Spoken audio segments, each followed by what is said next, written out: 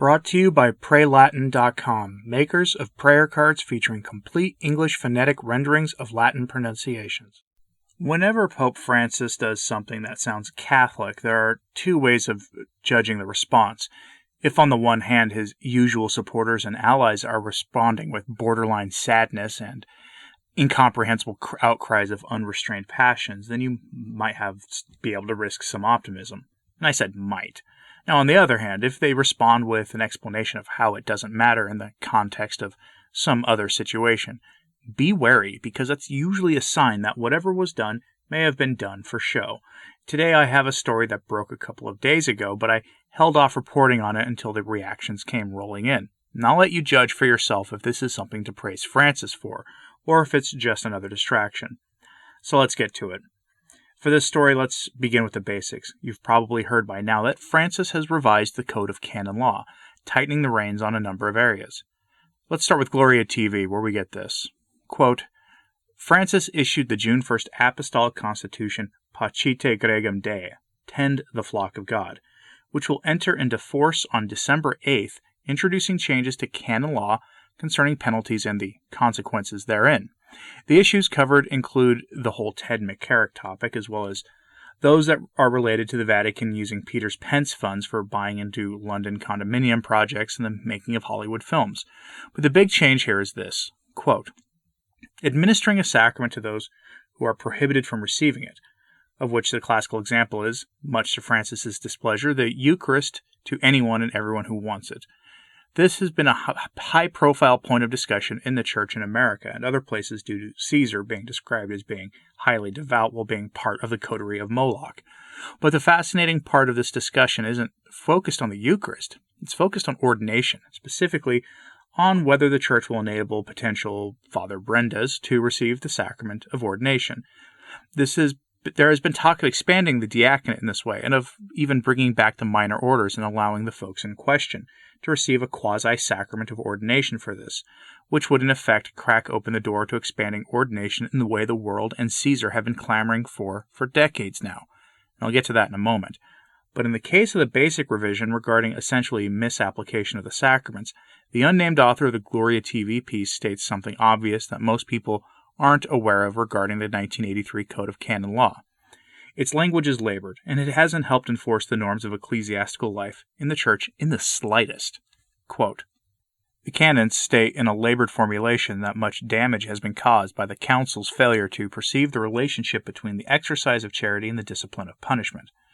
Francis explains the truism that it is a duty of justice to impose penalties and that charity requires that pastors have recourse to the canonical system as often as is necessary. End quote.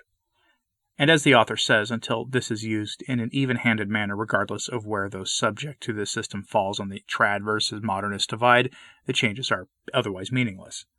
But what about ordination? For that we go to the Twitter account of a National Catholic Reporter writer. Now, remember, the National Catholic Reporter is often on Francis's side in the Great Divide, most often criticizing him for not going far enough in the promotion of modernism. The writer is Joshua McElway, and he uses so many hashtags in his tweet that I'll just give you the text of his tweet instead of screenshots, because otherwise the tweets would be incomprehensible for most viewers not used to seeing how Twitter was used back in 2015, since most people don't use Twitter that way anymore. But quoting Mr. McElway, Pope Francis's new revision today to the Code of Canon Law incorporates a 2007 decree from the Vatican's doctrinal office that whoever attempts to confer a sacred order on a potential Father Brenda shall be automatically excommunicated from the Church, along with the recipient. At the Vatican press conference presenting the new code, Catholic reporter Cindy Wooden asked an interesting question of the number 2 official at the Pontifical Council for Legislative Texts. With Pope Francis ordering the study of the expanded diaconate, why not narrow sacred to priestly order? The law depends on the theological conclusion, Bishop Juan Ignacio Arrieta responded. If a different theological conclusion arrives, the norm must be modified. End quote. Now, why did I include that? Because the response from Bishop Juan Ignacio Arrieta is critical here. If a different theological conclusion is arrived upon, then the norm, meaning canon law in this case, must be changed.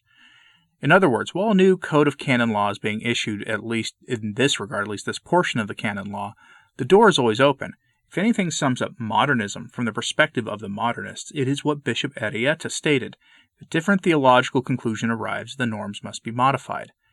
That can apply to the Eucharist, to holy orders, to the questions that divide Catholics from the Orthodox. You name it, it applies.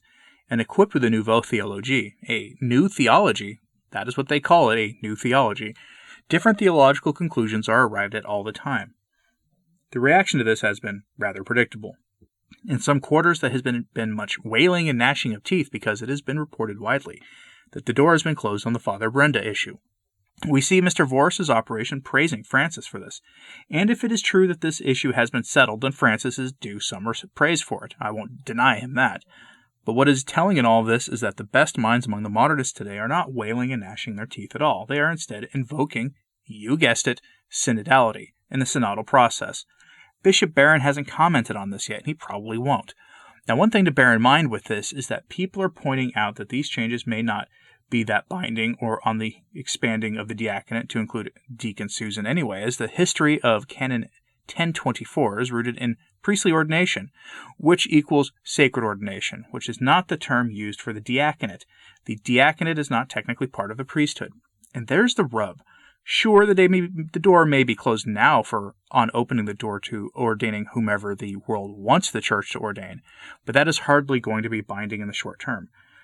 But elsewhere, people are positing that this is what the change refers to. The central question many observers are focusing on with this new norm seems to be what is meant by prohibited. Does it simply mean prohibited by previously imposed declared sanction, or does it apply to a broader understanding of prohibition, such that it incorporates norms like all of Canon 915 or the Code of Canon Law, which refers to not denying someone the sacraments if they are properly disposed to receiving them.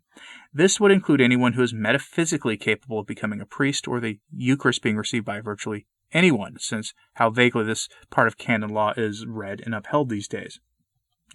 But for the real game here, a much clearer part of the game, let's check in with the head of the modernist intellectual movement, Massimo Fascioli, the man who told us regarding the Latin Mass that we could keep our timeless Catholic liturgy, but not our timeless Catholic theology.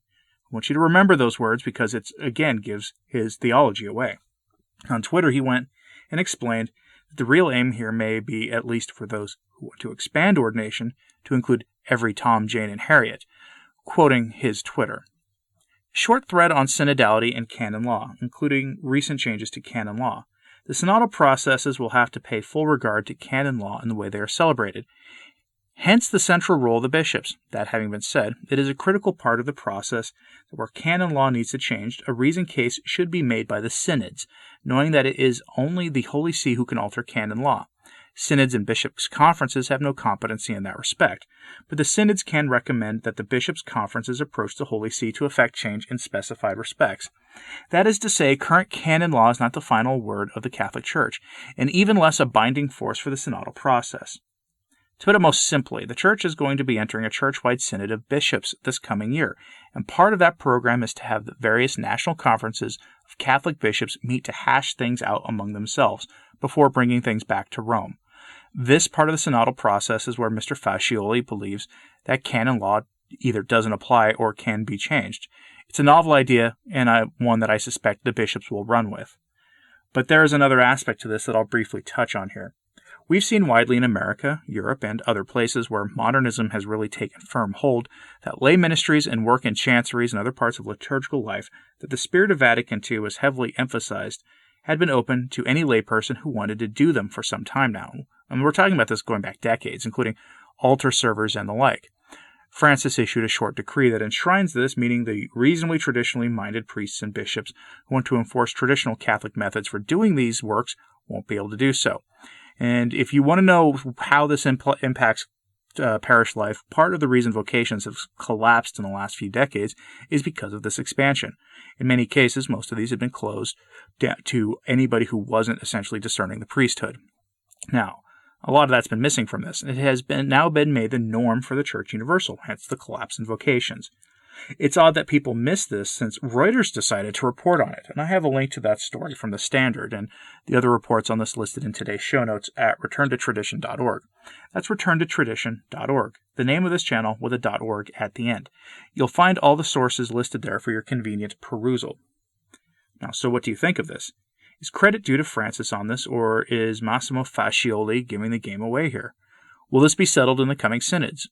While it is speculation, I'll say that we'll see some movement on expanding ordination in the direction of favoring the world and materialism on this topic.